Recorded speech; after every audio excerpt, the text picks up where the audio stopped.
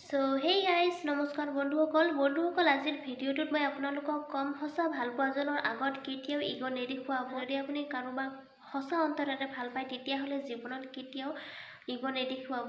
মই জানো আপোনাৰ সপোন আছে, আপোনাৰ সপোন বহুত আছে, কিন্তু ইয়াৰ মানে এইটো নহয় যে বন্ধুসকল আপুনি সঁচা ভালপোৱা মানুহজনৰ আগত আপুনি ইগ' দেখুৱাব।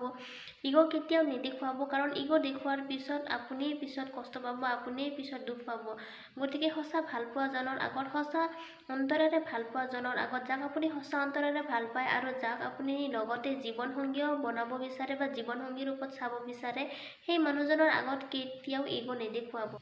বন্ধুসকল, মোৰ আপোনালোকৰ ওচৰত এটা সৰু বিনম্ৰ অনুৰোধ, যাক আপুনি সঁচাকৈ ভাল পায় সেই মানুহজনৰ আগত কেতিয়াও ইগ' নেদেখুৱাব, কাৰণ ইগ' বস্তুটো খুব বেয়া বস্তু এটা। ইগ' বস্তুটো বৰ বেয়া।